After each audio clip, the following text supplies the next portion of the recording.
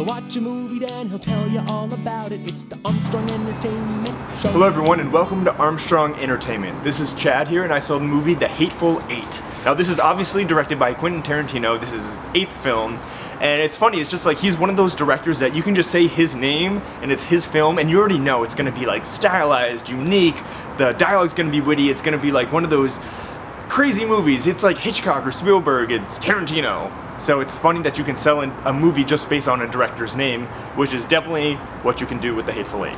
This movie stars a slew of actors. It's Kurt Russel, Samuel L. Jackson, Jennifer Jason Leigh, what's his name, Bruce Dern, Tim Roth, who was basically playing Christoph Waltz, who I heard was up for a different part in this film, so it's crazy. So this film is about this character played by Kurt Russell, who is a bounty hunter, who has captured this nefarious, notorious woman, Jennifer Jason Leigh, who you don't know anything about her backstory. You don't really know why she's arrested or what she has done, but she's like this disgusting woman in the 1860s, Wyoming, and they're traveling in a stagecoach, and he's basically delivering her to be hung, and he's going to collect the ransom on her. Along the way in the stagecoach, they pick up these two other characters. One's played by Samuel L. Jackson, and they're heading to a town, but they get stuck in a blizzard.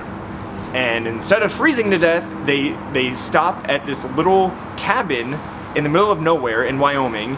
And when they walk in, there's a bunch of other characters in there who are all have these crazy backstories that you know nothing about. Everybody's weird and you can't trust anyone. People have guns, people have blood. People have blood. Of course they have blood. They're humans. There's like something's really weird about all of these people. None of their stories are really adding up. You're kind of wishy-washy with every single person. You're just trying to get a straight answer out of someone and nobody's telling you the truth. And what's happening? Now this film is told in chapters. So chapters 1 and 2 I was really into. It was like the setup of the story. By chapters 3 and a little bit of 4, I think, I honestly started falling asleep. I was getting a little bored.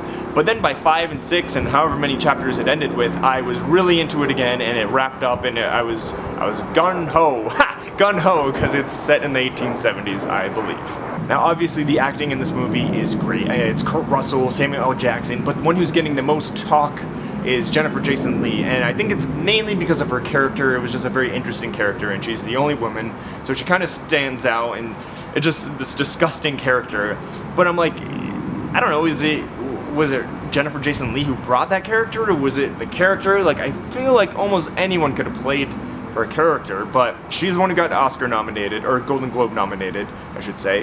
I thought Samuel L. Jackson was great again. Kurt Russell was great. I mean, everybody was so good in this film. It's just one of those films where the dialogue is so funny, and there's all these little stories, and this film had me really, for like 85% of the movie, I was really into it, which is a lot, saying that this movie was 3 hours long.